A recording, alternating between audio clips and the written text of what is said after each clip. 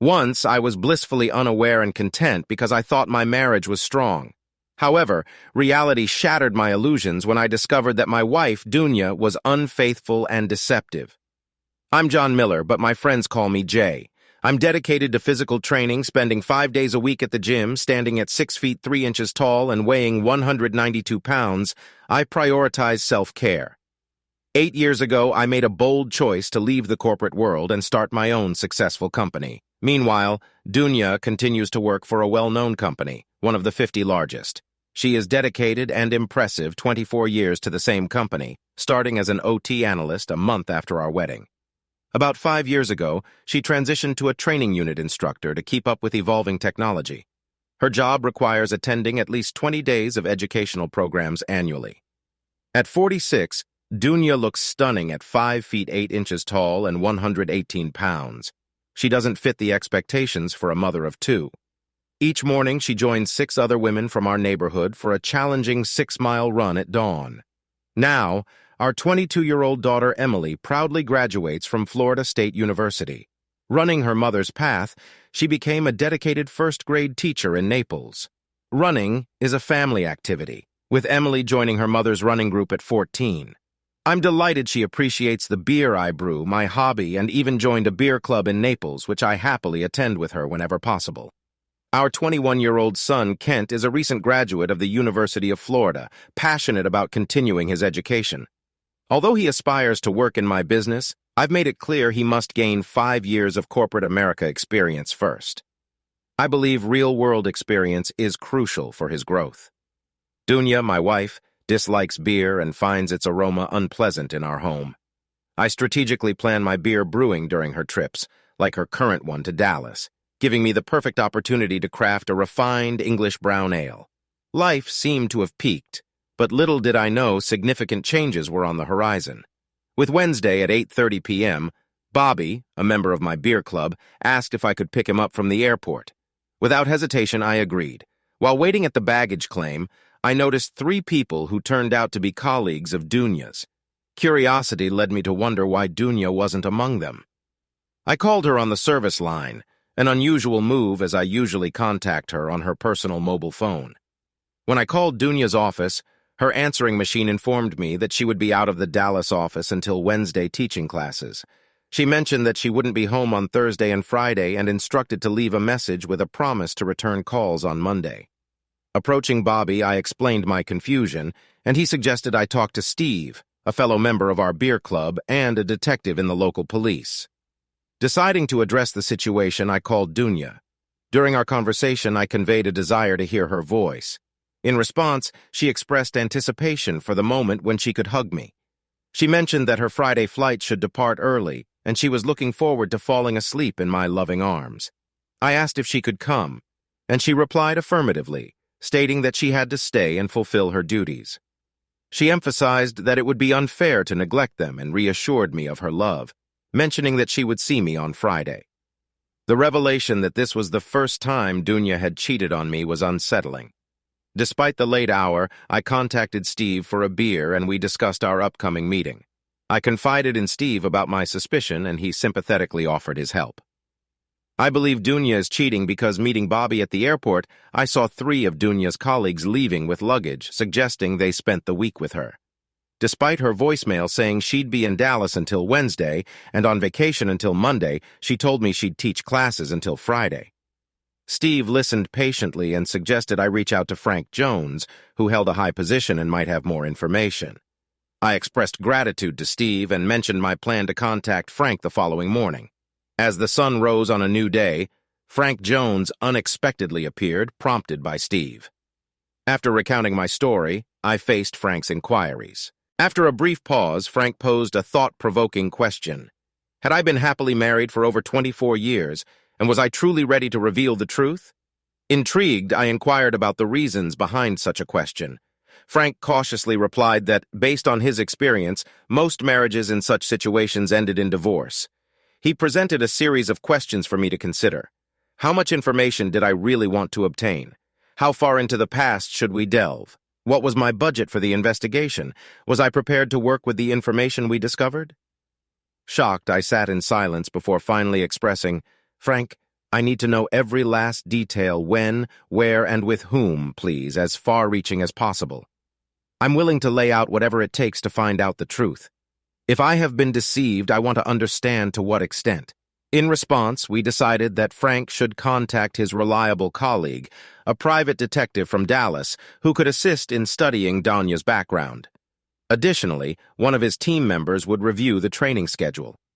I was instructed to reach out to 3 teachers I saw on the way from the airport. While awaiting their responses, I meticulously checked the house for any clues. Uncertain about what to look for and where to start, I excluded the living room, dining room, kitchen, Emily and Kent's room from the search.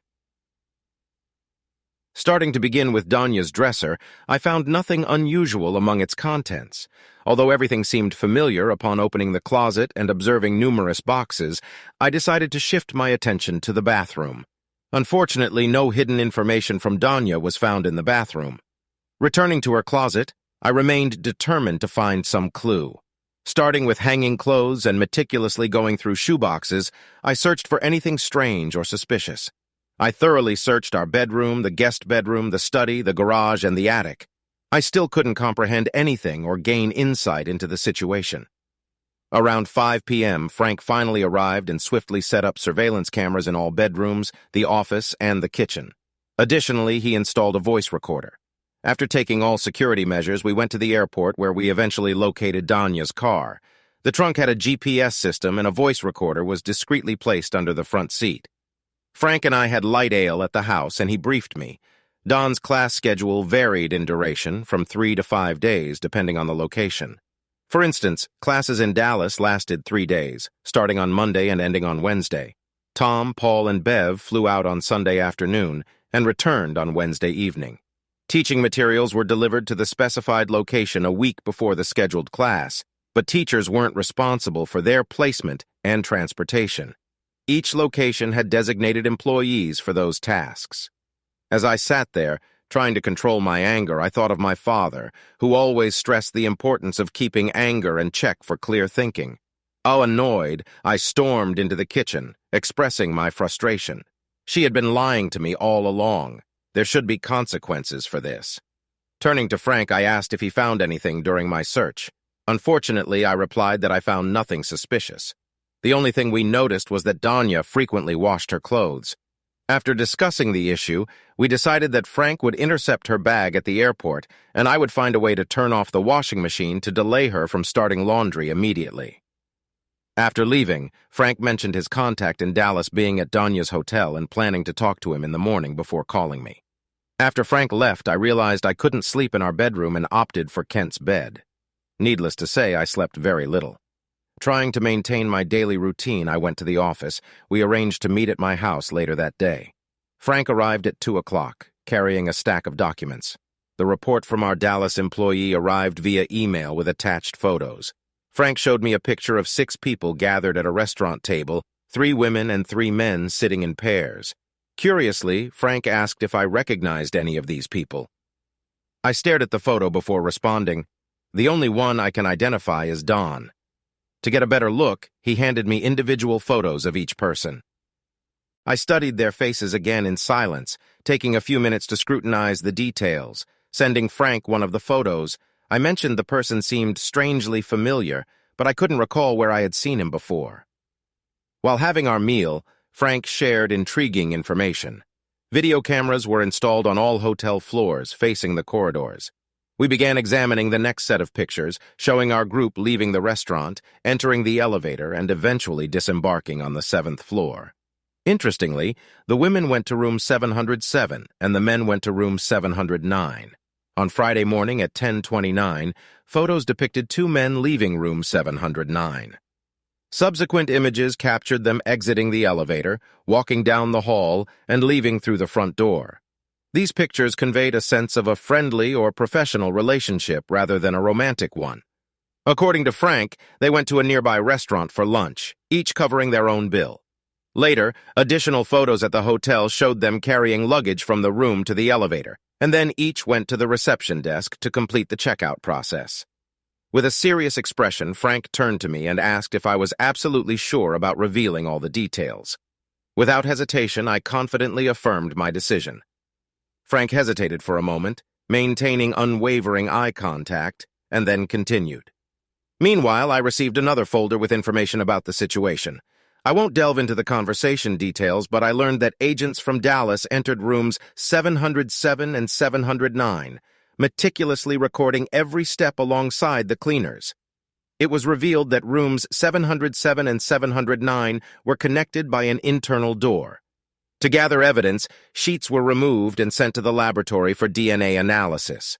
Additionally, used glasses were carefully packed for fingerprints, and the garbage underwent thorough examination. According to the agent, there was a strong closeness smell in the rooms, and traces of use and stains were found on all 4 beds. To determine if Danya actively participated or just observed, we must await the results of laboratory tests. Frank and I find it hard to believe otherwise, considering her likely involvement in these actions. It's unpleasant to witness the deceptive and unfaithful behavior of the woman I married. As for our next move, she should be back tonight. We decided to start by turning off the washing machine. We moved it and disconnected one of the wires connected to the motor. I believed Frank assigned me this simple task to give me time to process. Back in the kitchen, Frank suggested taking a DNA sample from me and asked if I could find a comb with the hair of each of the children. Perplexed, I asked why he suspected that the children may not be mine and expressed my confusion. "You wanted full transparency, didn't you?" I mused, before suggesting that we needed to collect a piece of hair before the first haircut, needing only 1 strand for each person. He confirmed that this would be enough. Frank carefully packaged my sample as number 1, Kent's as number 2, Emily's as number 3. We managed to take a strand from Donna's comb, numbered as 4. Tomorrow morning, these samples will be sent to the laboratory. Frank has a contact at the airport who will try to intercept Donna's luggage, delaying her return due to the necessary procedures related to the missing baggage claim. After addressing these issues, our conversation shifted to how I could behave normally around Dunya. Could I warmly greet her at home, hug and kiss her? Could I patiently listen to her made-up stories about the trip? Could I invite her to dinner tomorrow and engage in close activities with her? How long and convincingly could I continue to deceive her? Frank mentioned that his team needed ample time to collect and analyze evidence, warning that it could take several months to realize all the consequences of Donna's actions. Could I stay calm for this extended period? I promised him that I was ready to do whatever it took because my ultimate goal is to uncover the truth. Frank asked if it was possible for me to go on a 3- or 4-day business trip out of town, thinking about who I could visit in the shortest possible time without arousing suspicion from Dunya. I smiled. Looking up, I said I wanted to visit one of my longtime clients in St. Louis. I planned to inform Donna about my departure on Monday morning with my return scheduled for Thursday afternoon. I asked Frank why he wanted me to leave, seeking an explanation. Frank clarified that if Dunya had any hidden motives, she might avoid suspicious actions while I'm away to prevent arousing doubts. There's a chance she could lower her guard, potentially making a foolish move. I sense she had a great weekend and is eager to resume a relationship with someone. Unfortunately, her office lacks video surveillance, but we wondered if there's something she always carries that we can use to our advantage. Perhaps we could discreetly attach a small bug to it. Any suggestions? After pondering, I suggested her briefcase. Frank admitted it's not a perfect solution, but better than nothing. He'll leave a bug with me, and in the evening I can attach it to her briefcase. It's time for him to go. Am I ready for the show? I replied with a simple yes. As Frank was about to leave, he mentioned that if I had the chance tonight or tomorrow morning, I should check for liquid stains on Dunya's underwear. Good night. If you get a chance this weekend, call me, and remember, stay calm. I settled on the back terrace with a porter in hand, letting my thoughts wander. Apart from Donna planning to do laundry early Saturday morning, nothing made me doubt her intentions. Just before dawn, my morning was interrupted by a phone call from Frank. He informed me that Dana's luggage reached the laboratory successfully. He emphasized the need to remain calm. At dawn, her typical travel fatigue mixed with disappointment over the airline mishandling her belongings. She was unhappy, especially missing 2 recently bought pairs of trousers. But she said everything else could be replaced, and essentials were safe in her carry-on luggage. Seeking solace, she hugged me, expressing love and joy at returning home. She shared her longing for my presence during her absence. After a gentle hug and kiss, she headed upstairs for a relaxing bath. Meanwhile, I discreetly attached a bug to her briefcase and sat down in front of the TV, thinking about those cherished moments we shared. Recalling Dunya's arrival, I couldn't shake the feeling of immense love from her. Despite travel fatigue and mild luggage dissatisfaction, she was thrilled to be home. Comparing my efforts to her impeccable work, I realized I needed to improve and match her level. It became clear that I needed to improve and hone my abilities so that she would not see that I was behind the facade. I decided to fix the situation, put aside all doubts, and climb the stairs, preparing for bed where we'd find solace in each other's arms. I think Dunya overslept Saturday morning, as she didn't have any worries with the laundry. Before taking a shower, I involuntarily began to examine Dunya's underwear and a basket of dirty laundry, feeling uneasy as if I had invaded her personal life. I didn't expect to closely inspect the close area of her underwear. Though not an expert, I found nothing unusual. After a bath, I went downstairs, made coffee, fetched the newspaper, and waited patiently for dawn. When I was pouring my third cup of coffee, she came into the kitchen with a calm expression on her face, wrapped in a bathrobe and smiling. I greeted her with a cheerful, "Good morning," sleepy head. Seeing her well-rested, I remarked that it looked like she was ready to conquer the day. I offered a cup of coffee, to which she gratefully smiled and expressed her desire for one.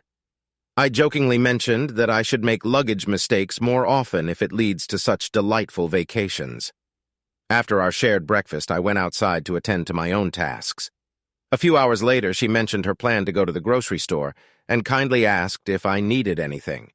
Politely declining, I said no thanks. While she was out, I planned to organize and transfer a batch of English brown ale from the primary to the secondary. During dinner at our favorite Italian restaurant, we had a lively conversation, sharing our impressions of the past week and discussing upcoming plans. I spoke about my recent trip to St. Louis, and she expressed happiness at being home after exhausting travels. She mentioned if her luggage was still missing by Wednesday, she'd go shopping for replacements after work. To my relief, she hoped no one would find out about it, except for those trousers she's worn for ages. I grinned and continued to share with her the details of my latest batch of English brown ale. In the end, we decided to wrap it up, and I made 2 cases of my homemade beer before heading to St. Louis. I know the journey takes more than 8 hours, but what can I say? I sincerely love to drive, as it allows me to be alone and reflect. Usually, my thoughts revolve around my business, but on this trip, I was thinking only about Dawn.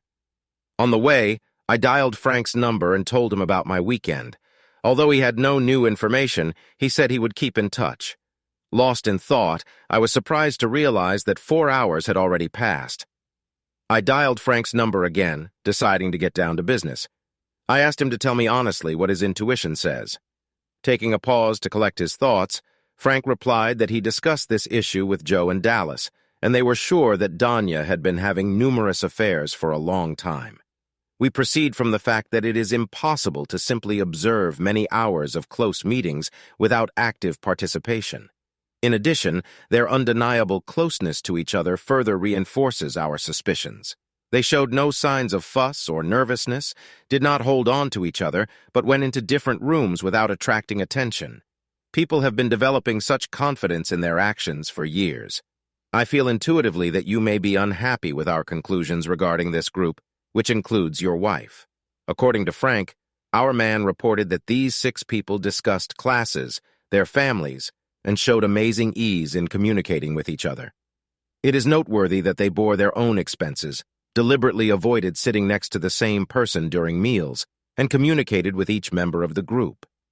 It is safe to say that this group has maintained its connection for a long time. They maintained a friendly atmosphere in the hotel rooms, but once inside, they threw stormy parties. Frank's last words to me were about the need to make a decision regarding Donna and the other members of that group. After that, I contacted my lawyer, Michael Davidson, the best divorce lawyer in the state. After giving him a brief information, he convinced me that Dave Ford would definitely contact me. After settling into a hotel room, I called Tanya to inform her of my safe arrival in St. Louis. Then I contacted Fred to confirm our planned golf game. At about 9:30 p.m., Frank called to see how I was doing. I told him that I had already given his name to my lawyer and that Mike would contact Dave Ford on my behalf. Frank found it funny and mentioned that Dave Ford's reputation alone could intimidate any lawyer Danya approached. I'm tired, and I really want this situation to end. If they want to play violent games, then I am ready to show my skills. On Tuesday, I spent the whole day with Fred on the golf course. Around 1 o'clock on Wednesday afternoon, Frank called me and asked about my schedule. I told him that I was free until the end of the day and planned to go home on Thursday morning at about 2 p.m. Dave Ford contacted me, and I informed him about the current situation. I felt relieved when he gave his approval of my success. He highly praised Frank's company, considering it among the best. After learning my plans, Dave inquired about my desires. If Dawn proves unfaithful, I'll seek a divorce. However, to fully grasp my disappointment in Dawn and her partners, I must wait for Frank's team's investigation to conclude. I suggest starting the divorce process, citing infidelity as the basis. Our conversation shifted to gathering evidence during the upcoming class and discussing my ability to maintain the appearance of a normal life for several months. Dave informed me about the possibility of a quick, no-fault divorce in Georgia. Accusing her of infidelity would be more profitable, especially with our children being adults. After further discussion, I realized I needed to carefully consider my approach to divorce. On Wednesday evening at 9 o'clock, there was a sudden knock on my door. To my surprise, Steve and Frank were standing there. I asked about their unexpected visit, and Frank replied with unpleasant news he wanted to share personally. Steve didn't know the purpose, but Frank thought it would be good for me to have a friend at this conversation. It's up to you whether Steve stays to hear the news. Despite the seriousness, I wanted Steve to stay. Seated, I met Frank's eyes. He revealed that test results confirmed on his active participation. Shockingly, traces of all 6 individuals' activities were found on one bed. And though each woman had her own bed, our evidence strongly proves that every woman had close relations with all 3 men on their beds. Identifying Danya was possible with the DNA sample taken from our house's hair. Jay, I'm sorry for how things turned out. I was stunned, trying to grasp the depth of the situation. Time seemed to have stopped, and I sat in silence, closing my eyes to regain calm and suppress the growing rage. Finally, I plucked up the courage and opened my eyes to utter words of disbelief. Doubting anything could be more terrible than finding out my wife was involved with 5 other people. Frank, with a slight cough, revealed the unthinkable truth. 2 of these men turned out to be the biological fathers of our children, Kent and Emily. I wasn't there. Father, this news hit me like a ton of bricks, and in an instant I jumped up shouting for an explanation. How can this be? My children weren't mine. I will have a certain benefit from this opportunity, as I will be the one to use it. This woman has been in an extramarital relationship for more than 24 years, deceiving and manipulating me. They sat in silence, watching me walk up and down the room in agitation. My thoughts were racing, trying to figure out the news I had just learned. My once perfect world was crumbling before my eyes. How do I navigate this situation now? It was impossible to imagine that neither Kent nor Emily were my biological children, not to mention that my wife had a long-term love affair with one of the partners throughout our marriage. Frank accurately assessed the current difficult situation. It was clear that the consequences of this would be severe. I planned to show my ability to play hard. Steve and Frank watched as my emotions gradually changed from shock, disbelief, and confusion to sadness, loneliness, loss, anger, rage, and finally, determination. Time seemed to freeze. I walked back and forth, not realizing how much time had passed. It became clear that Frank and Steve came to me in St. Louis, not only to provide support, but also to prevent impulsive acts. When I regained my composure and pulled myself together, their purpose became clear. During the conversation, we discussed my position and plans. I made it clear that she must answer for her actions. Despite the lack of sleep, their presence provided much-needed support, as I doubted I could drive a car without them. Having received the necessary evidence, we carefully selected the most effective measures to influence them. A divorce from Donya would have been a loud and humiliating affair for her. Although I admit I would have to experience embarrassment as well. For time, the truth that Emily and Kent had different fathers would become widely known, exposing my wife's unfaithful nature. In the state of Georgia, both parties have the option to file for a no-fault divorce, which means filing, waiting for 30 days, getting a divorce, and dividing the property. In the case of filing for divorce based on infidelity, the process becomes much longer, taking months to set the court session date and provide evidence. Despite my strong desire to bring Dawn to court for her infidelity and force her through all the court proceedings, my friends Steve, Frank, and Dave convinced me of the need for a no-fault divorce. They said it would be faster and more economical, and at the same time, I would be able to embarrass Dawn and her partners. Now, all I had to do was decide when to proceed with the divorce. In Atlanta, Steve, Frank, Dave, and I gathered in Frank's conference room to discuss what we know, what information we still need to get, what methods to get it, and what actions need to be taken to bring them to justice. Curiously, I asked Frank if Dawn had been involved in any suspicious activities while I was away in St. Louis. Frank replied that Dawn had done nothing wrong and had not conducted any inappropriate phone conversations. Continuing the conversation, Frank said that we were able to trace all the actions of a group of 6 people over the past 5 years. Interestingly, 2 members of the group constantly booked adjacent rooms, although they were not always the same people. Although most often, all 6 people were present in the room. There were cases when the composition of the group changed. At times, one woman appeared next to 3 men, forming a group of at least 4 people. I did not expect such a development of events, and therefore I began to show my despair by damaging the table with force and sharply calling it cheating. I demanded that Frank thoroughly investigate the gang of 6 people, including Dawn, and find out all the details. It became clear that my knowledge of the situation is limited.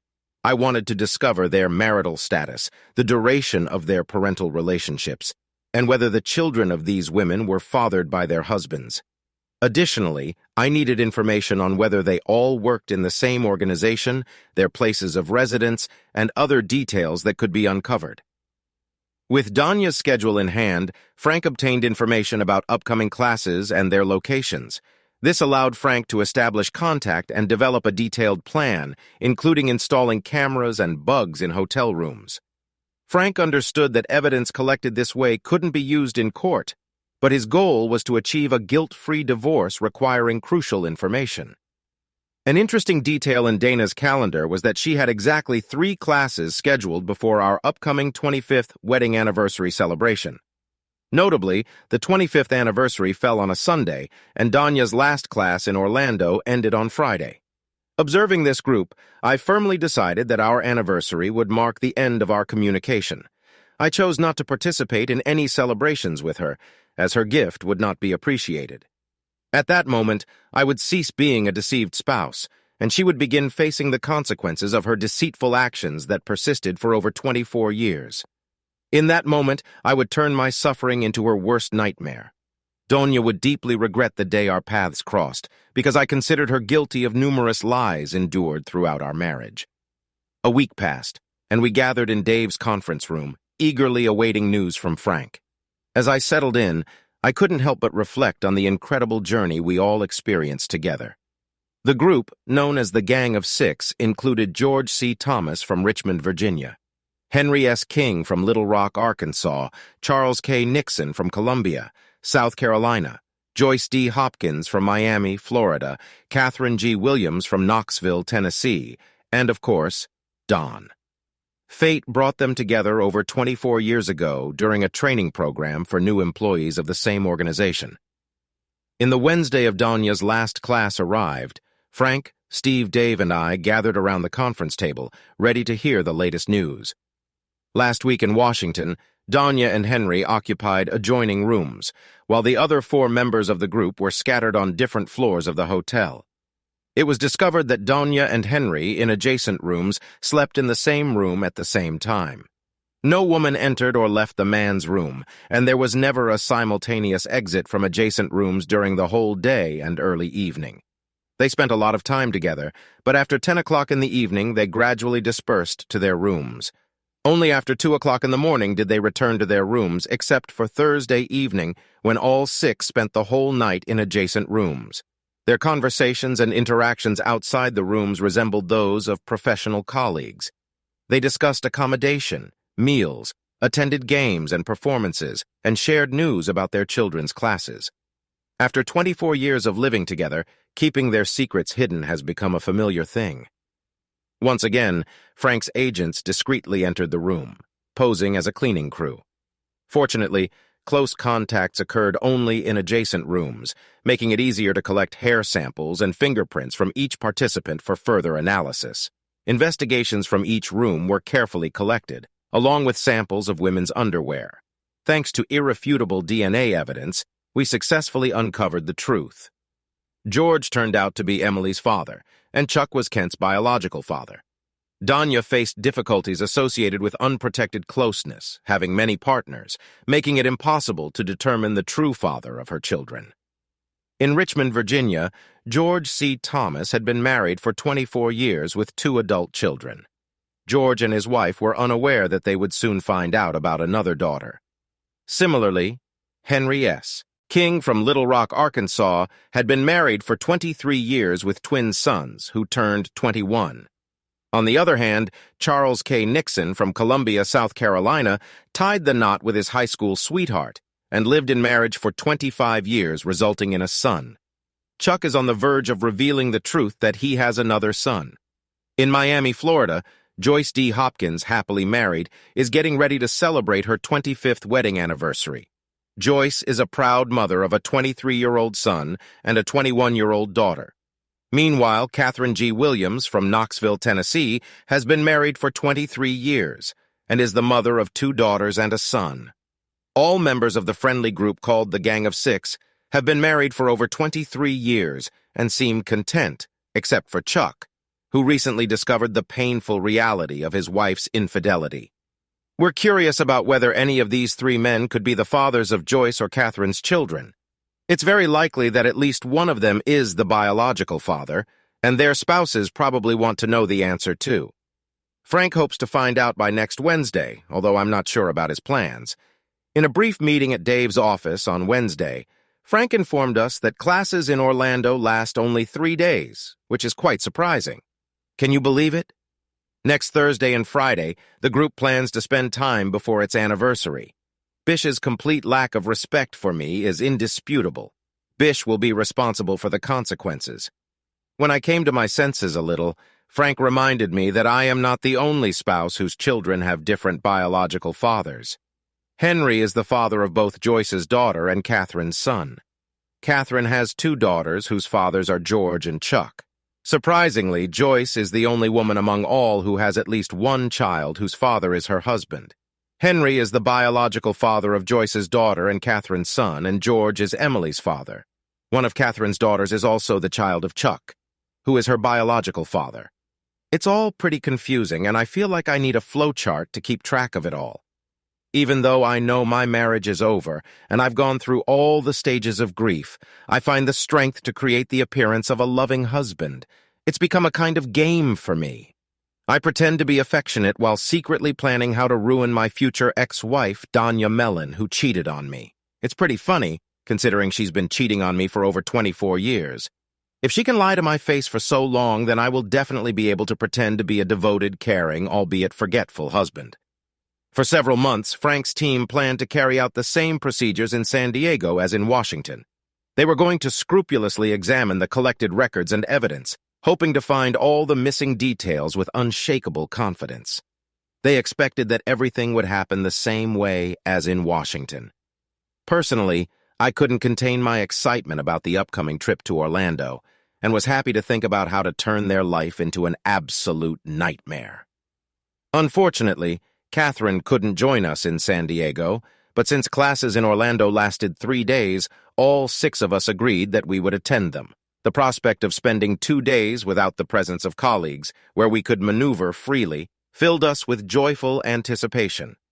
Danya was clearly neglecting our anniversary when she chose to spend time with her comrades, instead of rushing to the one she supposedly loves. She didn't know yet that I had already planned to be their instructor for Wednesday afternoon. In the presence of all the students, I will hold the final hour of classes so that everyone will witness the final exit of the Gang of Six. Dave Ford and his team were well informed and prepared to process the necessary legal documents. He gave me a guarantee that everything necessary would be ready on time. In addition, Frank ordered his staff to be present on the spot and closely monitor the members of the group. The moment of truth was fast approaching. Dave, Frank, Steve, and I have jointly developed a strategy to eliminate their vulnerability after the foundation was laid. My moment finally came when I had to go on stage after Dana's departure. In the fourth update, I took the initiative to establish contacts with the spouses of our close-knit group of 6 people. I shared with them my plan to surprise my wife in Orlando in honor of our 25th wedding anniversary and 25 years of experience in the company. Considering that their spouses came to the company at the same time as mine, I decided that their presence would be pleasant for everyone. As a token of appreciation, I have booked flights that will be waiting for them at the boarding gate. I informed Kent and Emily of the plan to surprise their mother on Wednesday and invited them to meet me in Orlando on Tuesday. In the evening of the same day, I got together with the children and told them all the details. We spent several hours discussing how I found out the truth, the evidence I gathered, my intentions to destroy their mother's world the next day, and most importantly, how much I cherish them. During our heartfelt conversation, I told them that I might not be their biological father, but assured them that I would always be a loving father to them. She hugged tightly, and tears flowed down our faces.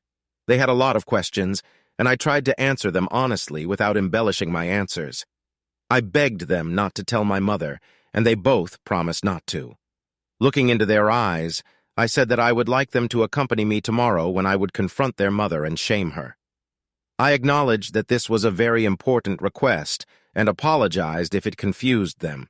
Unfortunately, the fact that they are not my biological children will soon be made public in the Atlanta newspapers, which will undoubtedly lead to shame for all of us. If they decide to come, they will witness my rude attitude towards their mother and her companions. I may say something that will embarrass them, but it is important to know that nothing I say will change my attitude towards them. Since you are already adults, I cannot legally adopt you, although I would gladly do it if I could. But despite this, I want you to know that I sincerely love you both and consider you my children. It is up to you to decide whether you will attend, because in the end, she is your mother. Take your time. Think about everything and make a decision yourself, knowing that I will love you from now on and forever. Can't ask with tears in his eyes. Dad, I understand that Mom loves you and you love her. Can you find the strength in your heart to forgive her and move on? Why don't you both go to a psychologist to sort this out? Looking at my children, I tried to stay calm and keep myself in hand. How can you calmly and rationally answer such incredulous questions? Taking a deep breath, I realized that as children, they naturally want their parents to always be together and constantly be present next to them. So please close your eyes and let me take you on a journey. Imagine that you have met an extraordinary person whom you consider an ideal couple, with whom you want to spend the rest of your life. The very thought of being separated from him, even for a moment, becomes unbearable.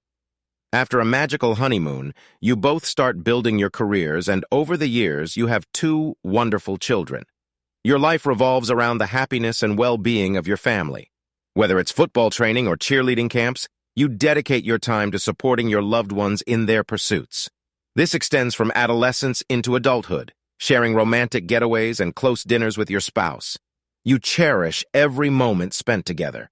Holding your loved ones close, you recognize them as the most precious treasure in your life.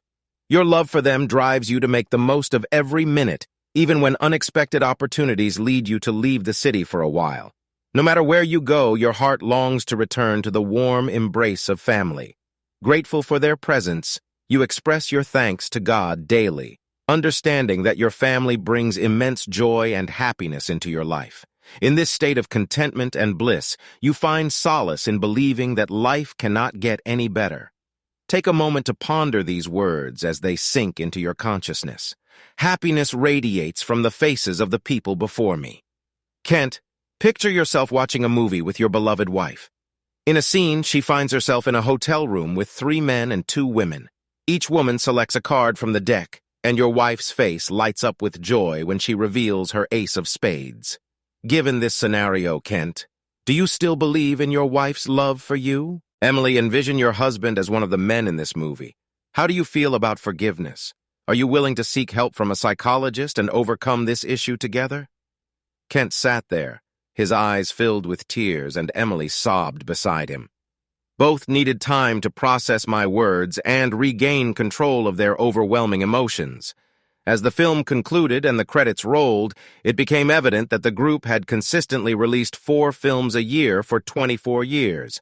Surprisingly, we even gained access to a live broadcast of them shooting another movie in a hotel room just a kilometer away from us. Additionally, I managed to collect over 40 hours of video recordings from your mother and her colleagues during the 3 previous expeditions. Can it be devastating to discover that you're not the biological parent of your children, or worse, that your husband is the biological father of someone else's child? How would you feel upon learning such revelations? Continuing my thoughts, I presented a scenario where the person dearest to you decides to leave you and your children a day early to engage in entertainment with a group of people solely for an extra day of fornication activities. Furthermore, they decide to extend their stay for an additional 2 days, solely to continue their close life. When your spouse returns home, it takes a whole day for them to recover before being with you, the person they claim to love. How much love, respect, and care do you think they feel for their spouses or children? Your mother not only disrespected and lied to me, but to both of you. Kent, holding back tears, responded that he had never thought about it from that point of view and acknowledged that his father was right. He expressed that he wouldn't want his wife to treat him in a similar manner and hadn't anticipated that his mom would prefer spending more time with this group instead of being at home.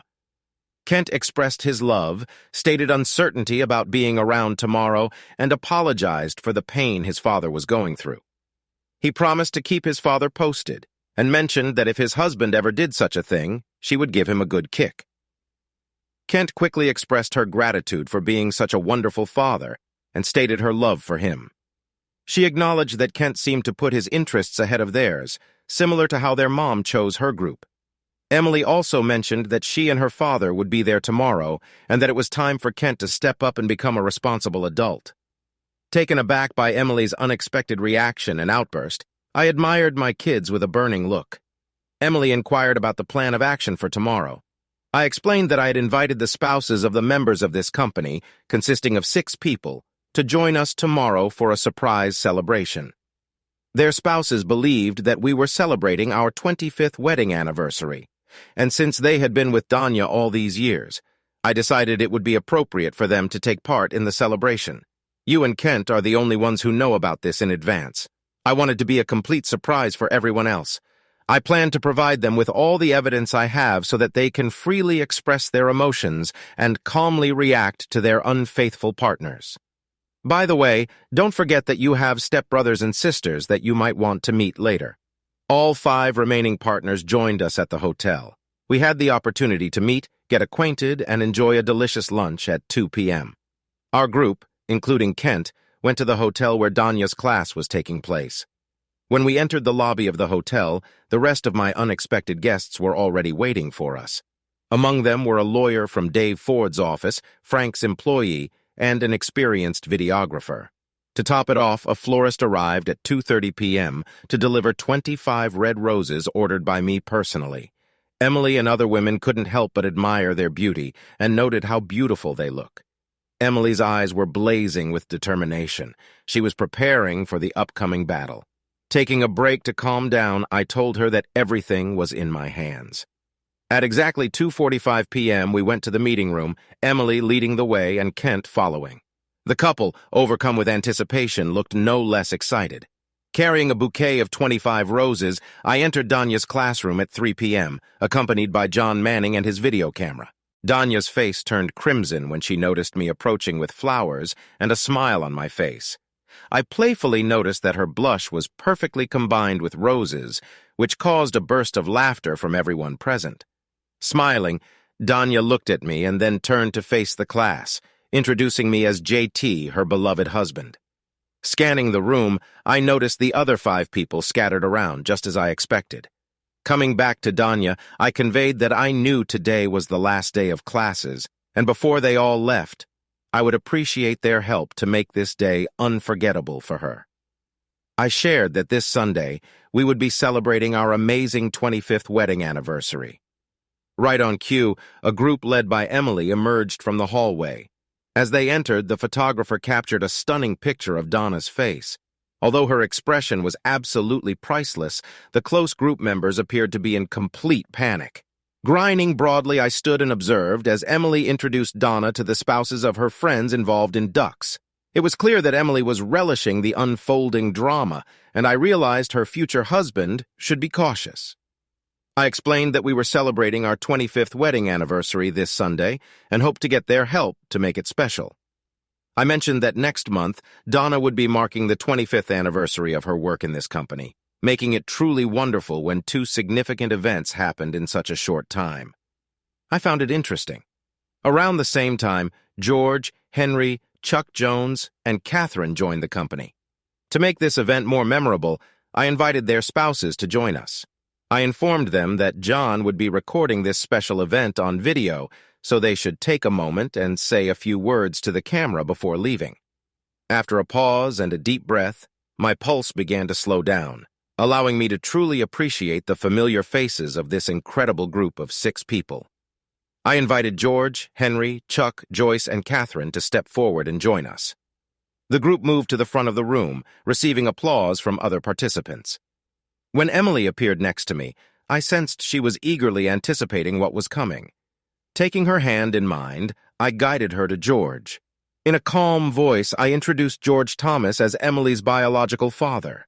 Donna's face turned pale. She looked like a ghost. George's wife stared at me with disbelief and asked me to repeat my words. I confirmed that, indeed, George is Emily's biological father. George found his voice and questioned why I thought he was her father. I extended my hand and the lawyer placed 3 documents in my palm. According to George, I handed him the first document, saying it was a petition for a court-ordered paternity test. Handing him the second document, I continued, stating that I was suing him, demanding 21 years of unpaid alimony and compensation for emotional suffering caused. Finally, I handed George a copy of the lawsuit against his employer, explaining it was a lawsuit for non-compliance with the moral obligations in his employment contract. I assured George's wife that I had copies of all the evidence she could use at her discretion. The atmosphere in the room became chaotic as other spouses realized this wasn't a joyful celebration. Amidst the chaos, I found comfort in my own amusement. Unexpectedly, Kent approached me, stood tall, and silently nodded in appreciation. At that moment, pride overwhelmed me as I looked at Kent. With a sense of achievement, I guided us to Chuck, intending to introduce him similarly to how I introduced Emily to her biological father. I said to Kent, trying to sound confident, that I wanted him to meet his biological father, Charles Nixon. An eerie silence filled the room when Chuck's middle name was pronounced. As the name lingered, the lawyer calmly handed me the documents. Thoroughly, I went through each page with Chuck, repeating the process I had done with George. Chuck's wife, concerned that she had copies, confirmed I had them. When the realization hit that Don had only 2 children, a sense of calm settled over everyone in the room. Smiling, I anticipated that I wouldn't let the others get away unscathed.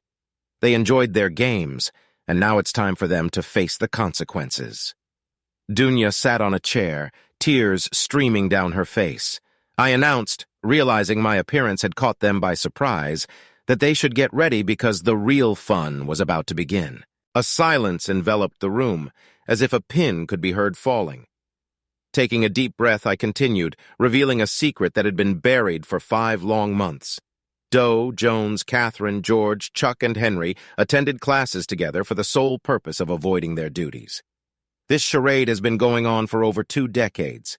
Discussing this revelation, I couldn't help but mention Emily, who recently turned to 23. The truth was finally out, and the consequences were about to unfold. Let's break it down. Henry is the biological father of Joyce's daughter and Catherine's son, the eldest daughter of Emily. Catherine is George's biological child, Kent's biological father, and Chuck's daughter. Surprisingly, Joyce's son is actually her husband's child. Can you believe it? Of the 7 children these 3 women have, only 1 is the child of their spouse. The room was in complete chaos. I won't delve into the rest of the events in detail. Picture a scenario where all the necessary legal documents have been successfully delivered. Copies of these documents were given to the spouses, leading to a massive upheaval within the group of 6 people. Handing Dawn the divorce papers, I firmly stated that she should not contact me, return home, or attempt to see me again. I couldn't help but express my deep disappointment with her deceitful and wrong actions. Sitting in my hotel room, I spent some time pondering the events related to Donna and her friends, but my thoughts were interrupted by Emily, who suddenly appeared next to me. Initially, I planned to confront Dana, gradually addressing each member of her group and eventually revealing the truth about the children. Emily had a strong desire to meet face-to-face with her biological father. As for me, I decided to abandon my original plan and go with the flow.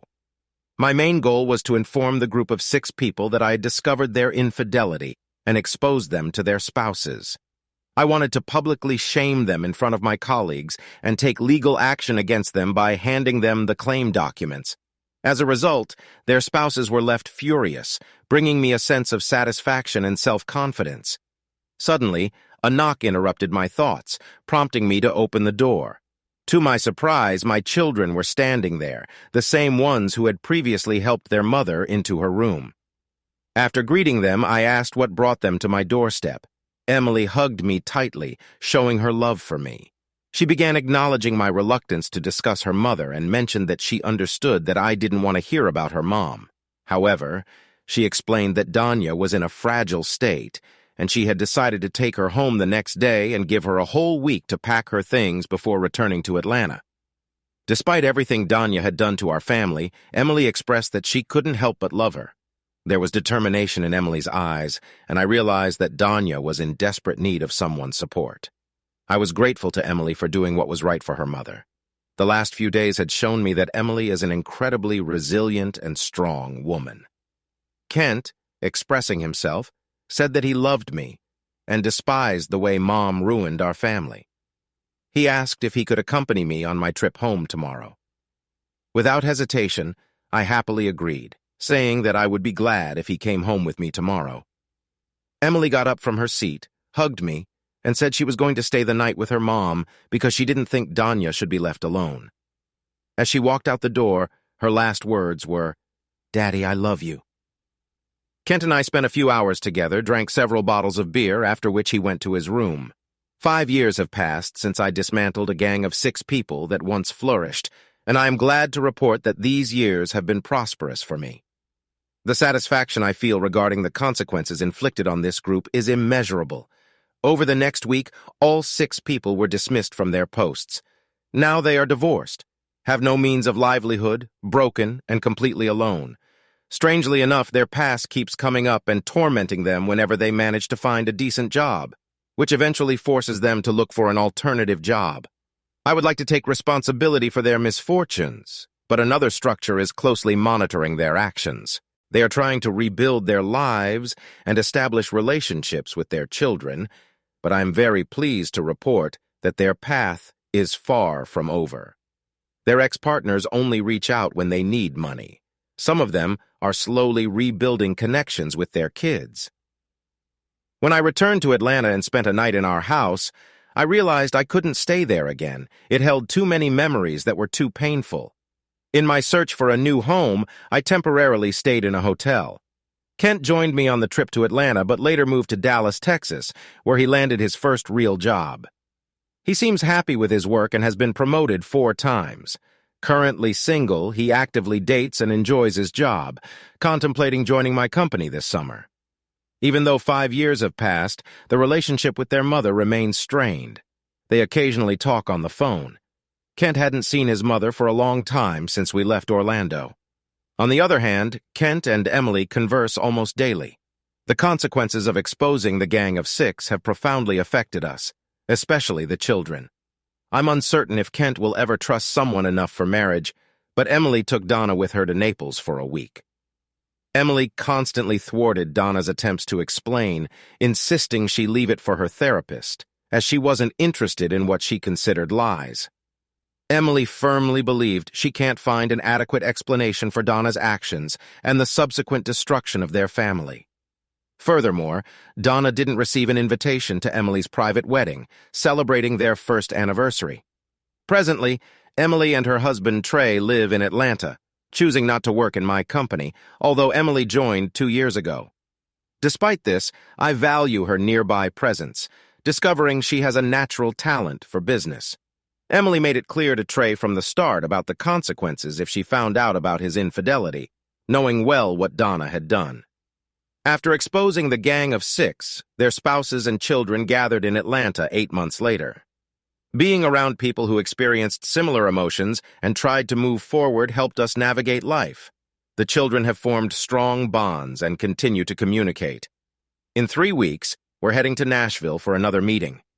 It turns out when the gang of 6 began cheating instead of engaging closeness, they paired up for a week. Emily and Kent were named after George's mother and his father, respectively, forever connecting them to their biological father. Even after 5 years, their relationship with Donna remained strained. Emily at least agrees to have lunch, but Kent categorically refuses to meet her once. I was deeply in love with Donna until I discovered her deceit and infidelity. I understand it's tough for some men to move forward, but I'm not one of them. Life goes on. We have 2 options. Give up or get up and move on. My children depended on me and I depended on them. Dana and I agreed she'd keep the house, as she believed it held too many cherished memories to part with. I, on the other hand, had different views.